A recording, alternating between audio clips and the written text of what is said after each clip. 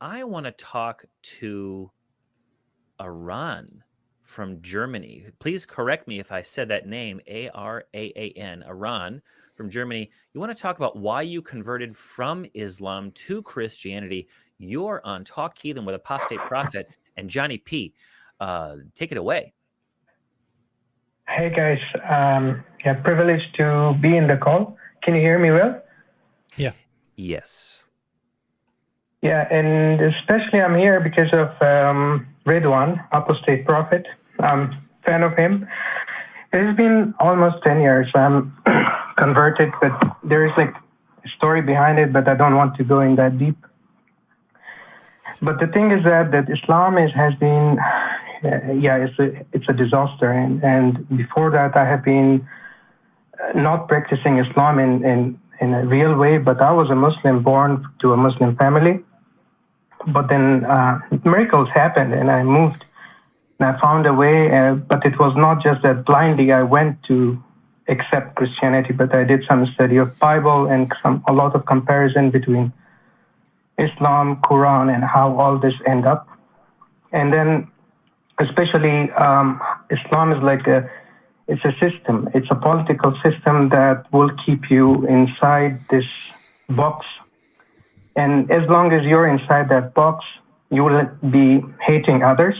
You will be taught that Jews are the worst kind of people, Christians are worse, Hindus are worse. There's nothing about humanity. It's always about Muhammad, and Allah, and those mullahs who are controlling Islam. Because the system of Islam and control, it's like built on Muhammad's idea. And I think most of you probably know how this all has started. Islam didn't start with peace, it always started with war. And that's why I'm really happy that I found my way. But all these years I've been living, because I'm originally from Afghanistan, and you guys know that Afghanistan is the worst country now in terms of 99.9% Muslim. There's no other religion, there's no other tolerance. It's only Islam that is being, for past 60 or 50 years, the war and everything is because of Islam. But Islam brought this war since 1,000, 1,200, 1,300 years when it started in my region or country, I would say. Araan, let me jump in here and ask you real quick. You said you wanted to talk about why you converted from Islam to Christianity.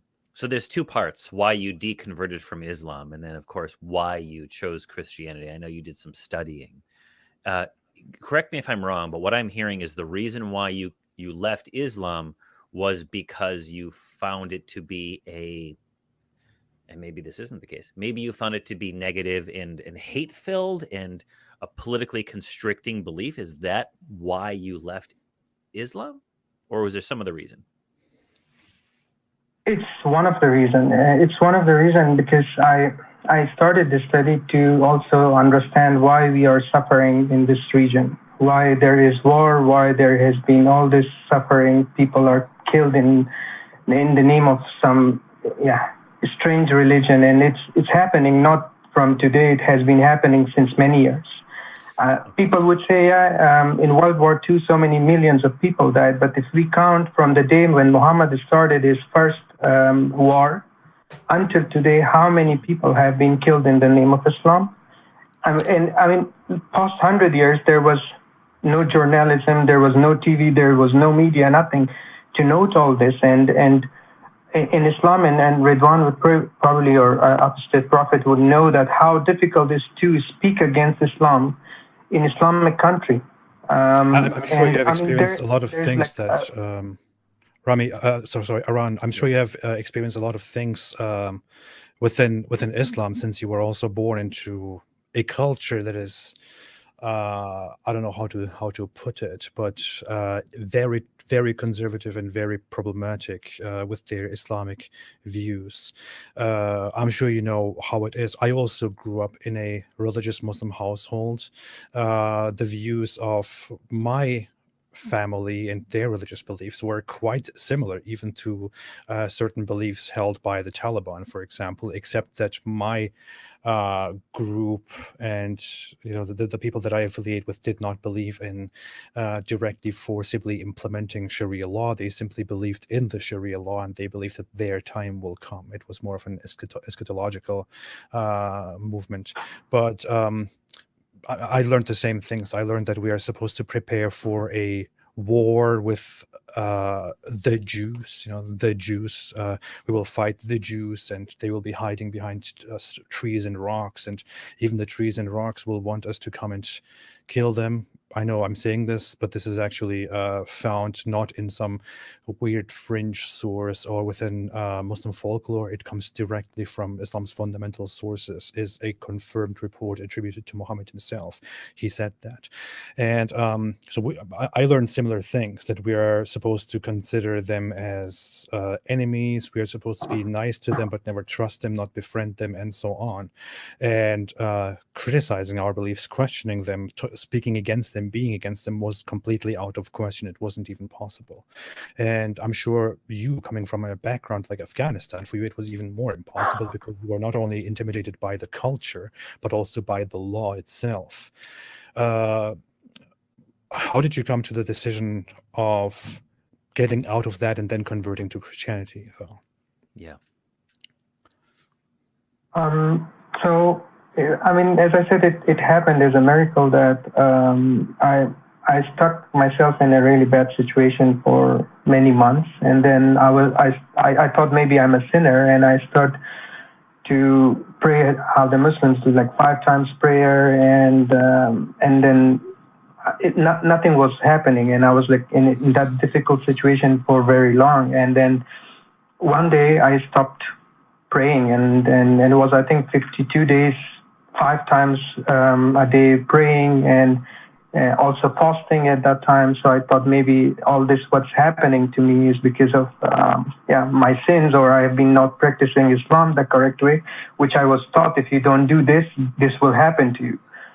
So, and then there was a time that I was just in a room where I saw that there was a painting of Jesus Christ, and I just kneeled in front of him, and then I prayed, and I said, if a lot of people are praying in front of you, and you will also maybe hear to my prayers. And then suddenly, after 1 or 2 hours, something happened that I was like, I was shocked, and I said, wow. And I mean, I was praying for 52 days and nothing happened, and now I start just a simple request, and then something has been happened. And then the next 3, 4, 5 days, and I saw the miracles, and then that difficult situation was gone. And then it could be a consequence, but I start also thinking about how this would work, because in Islam, if you talk about any other god, or if you put, like, it's called mushrik, I probably know that mushrik means that you have put a share for God. So there you're sharing idolatry. Like you're giving somebody else God's label.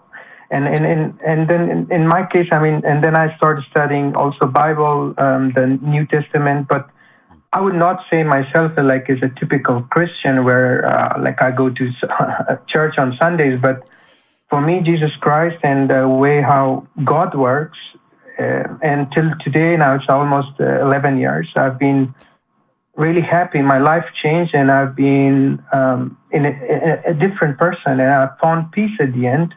And I'm not having any fear from any God that if I drink alcohol or if I go to a disco or whatever, something would happen. Araan, thank you so much for your experience. Johnny, was it something that you wanted to say, or? Yeah, I'm glad you found your way out of Islam, Araan, but I wonder, and that your life changed after you left Islam and you began to follow Christianity. It made you feel good. the struggles in your life stopped being so difficult. But I'm wondering how you can be sure. What is it about Christianity that changed it? Do you believe that you asked in prayer for God, the Christian God, to solve your material world problems, and the Christian God intervened? Is that what you believe took place? Yeah, that's what I believe. And until today, I've seen many of these type of things happening in my life. Because I believe in God, and that God is God of love, that God is not a stupid God that would say, do this and I will give you this. Okay. There's nothing about do's and having a law for yourself. But this God is like, you have a relation with him, and he's like a father to you, and he takes care of you. If it's materialistic or if it's non-materialistic things, he's always there for you. And then you have no fear and you have the peace. Got it, Araan. What about those instances where you pray to God and it doesn't happen? Most of the time when I pray, I don't pray always to ask something, God, but it's most of the time I talk to him, and I have this relation like I have with my dad, and I talk to him. But you said it's a relation. Hold on, Araan. You said it's a relation like you have with your dad. Is your dad still alive? Yeah. So does God appear to you physically, and you can touch him like you can touch your dad? Please don't clip that out. No, but this God is not a materialistic God that I would say that he's a human, that I could touch him now. But it's, I have a relation and I believe in him, and that faith I have in him is the way forward. Araan, here's the thing. Can I jump in here go ahead. To talk about something? The issue here is many people who may be here on this show and who might be familiar with the Christian culture and post-Christian societies and the Christian understanding of religion. To them, this might be the things that Araan is saying, for example, might sound like to them the ideas of Christianity are very familiar. With Araan, he comes from an Afghan background, from an Islamic background.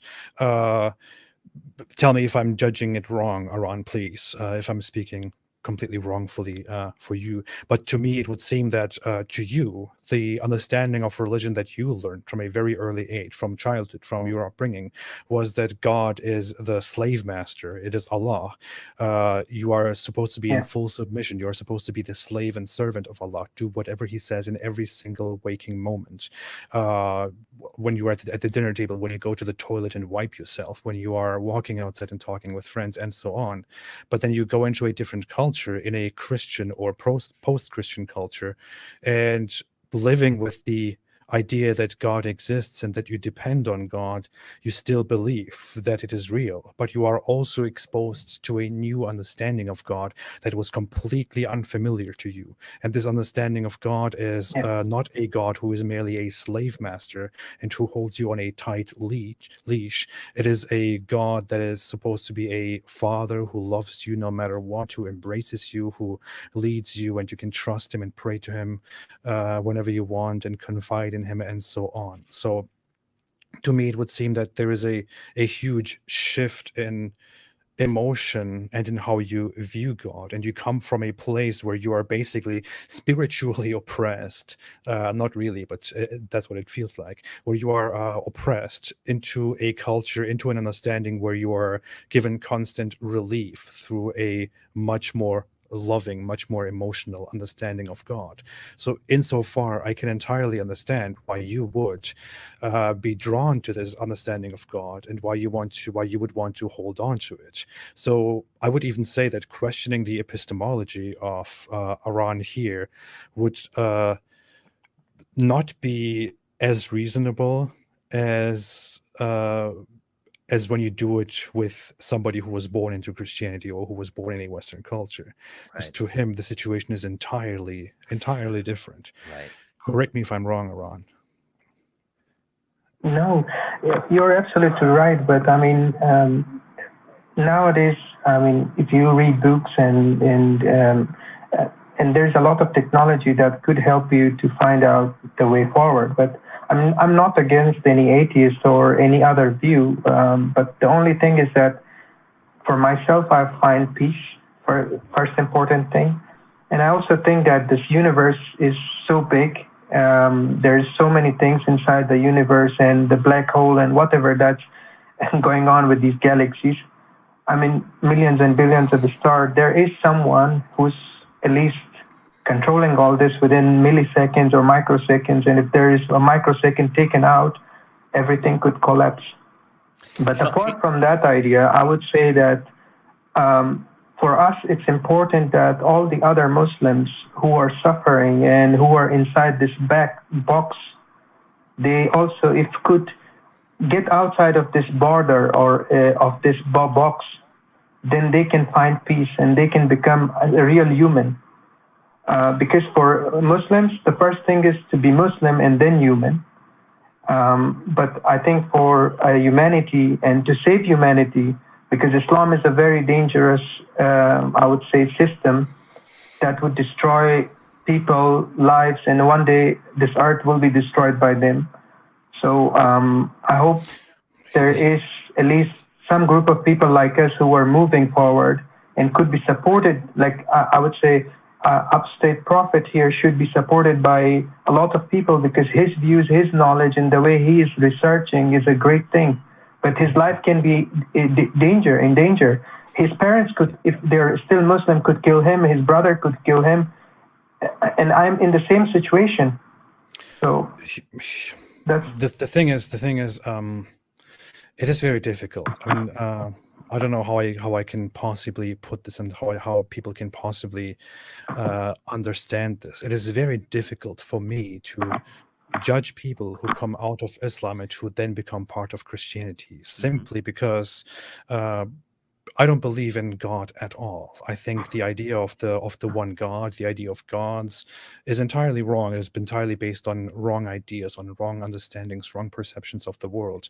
But then again, we are social beings who always yearn for some compassion, some community, some sense of belonging.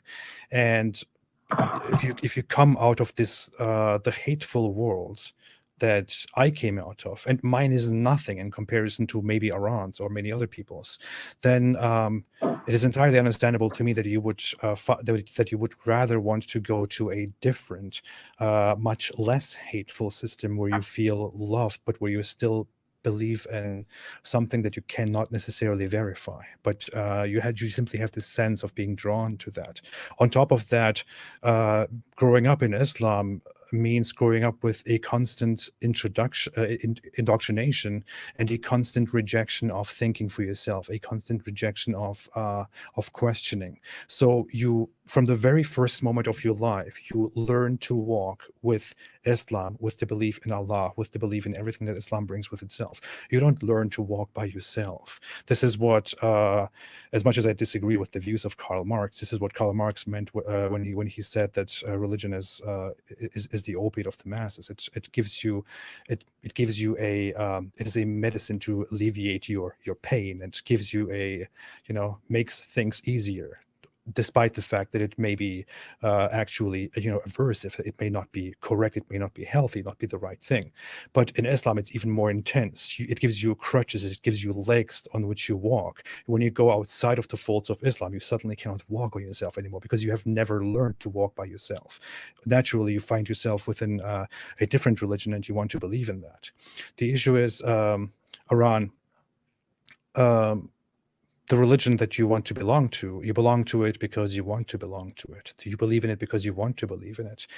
There is no real reason to believe in it. There is no real reason to claim that it is absolutely true. There is no way to verify that it is true. The many claims that it makes about the world, about human life, about pre-existence, about how things came into existence, have little to do with religion, have little to do with God. If you live your life without God, you will not miss out on anything. nobody has been able to come and say, hey, look, God exists. I know it for a fact and I can show you. Miracles that only happen in stories, happen in witness reports that no other people have witnessed. Nobody can bring you a single piece of evidence that this is real. But on the other hand, you say you believe in it and you sound like you really want it. So it is really difficult for me to. Yeah, we're in kind of a difficult spot, Araan, because from our perspective, it looks like you got out of a faith tradition that was, again, I won't say violent, but at least hateful and oppressive, and you found yourself into a belief system that you believe is not that. And I don't know if you've ever watched this program before, or Atheist Experience, or any of the other programs on this network, including the nonprofits flagship. But we deal mostly with Christianity here on this program, mostly because we're based in Texas, United States, where Christianity is the majority religion. I don't want to disabuse you of your new belief if it gives you peace and you're doing good in the world. But that's kind of what we do here. When we believe that we have not seen sufficient evidence to believe that Christianity or Islam or Zoroastrianism or Thorin friends are really real. I know that you found yourself into a place, you probably have a lot more psychological peace of mind, and I don't want to take that away from you. But Apostate Prophet, myself, we don't believe that Jesus was the Son of God or that even God exists. And we do have peace. I mean, it may not be the same peace you have. It may not come from the same source of an eternal promise of someone taking care of us for eternity if we follow certain rules or accepting. And Apostate Prophet really hit it on the head. You come from such a very different place from me that what I would have said to, let's say, a person who comes from a Christian tradition is not what I would say to you, because it's just such a sea change for you. Nevertheless, the standard of belief that you would have, the standard of evidence that you would have to accept Islam would have to be so low that you would maybe accept Christianity as well. There doesn't appear to be any good reason to believe that Christianity and the claims contained in the Bible are true. And I don't want you to go from Islam to Christianity to a nihilistic state. I don't want you to go back to Islam for sure. But to be honest, that will never happen. Good. I don't want you to be, and I'm glad to hear that. But I would ask you to explore the foundations of your belief in Christianity. What is it exactly? Why do you believe? Why should you believe? And why don't we believe? And I want to assert this, and we're going to let you go. Okay. There's so much we could do here. And I really do appreciate you calling. And I hope you'll call back and share with us the journey that you're on with Christianity. But we don't believe any of that stuff. All right. We're not racked with pain or indecision. We're not killing people. We're not waging war in the name of atheism. We're not leading crusades. We're not doing a lot of different things. We just care about each other, because atheism is one side of it, but you'll find that in the atheist community, and I know you're not against atheists, and that's great to hear. But in the atheist community, there's an overlay of anyone with any belief.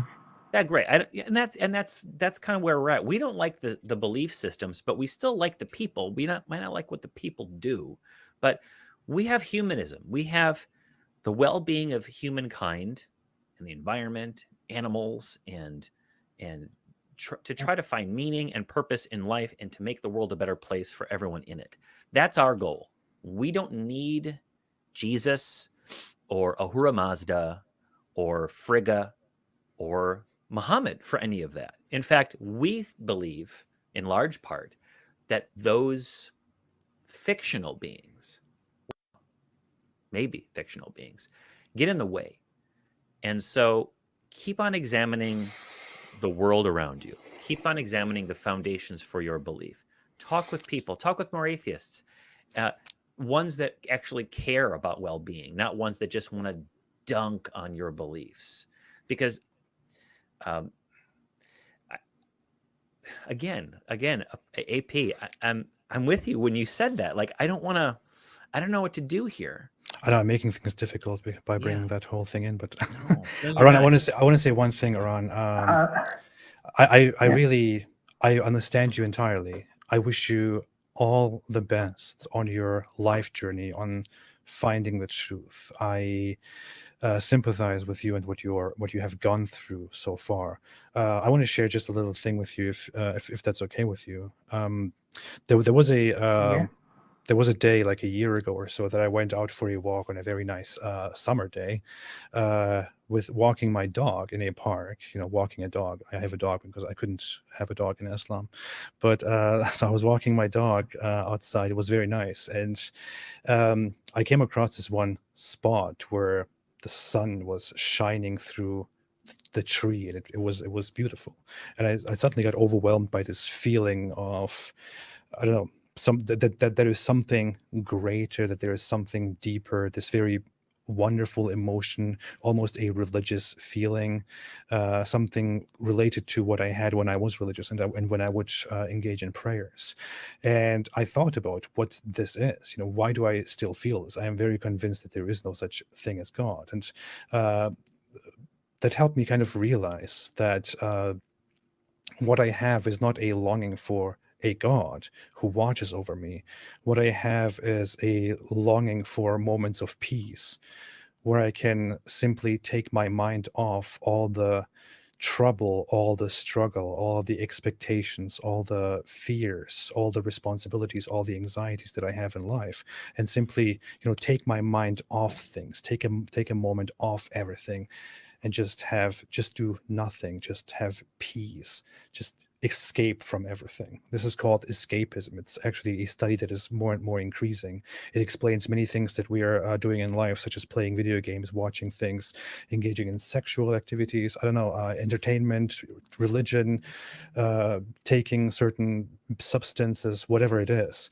But the feeling that you get when you sit down and you pray to God and you ask him for help, it may feel to you as if you are actually communicating to something that is greater, and it completely makes sense to you in the moment, and you want to put your trust in that being, and you want to feel like you belong to that being, and that being takes care of your sorrow.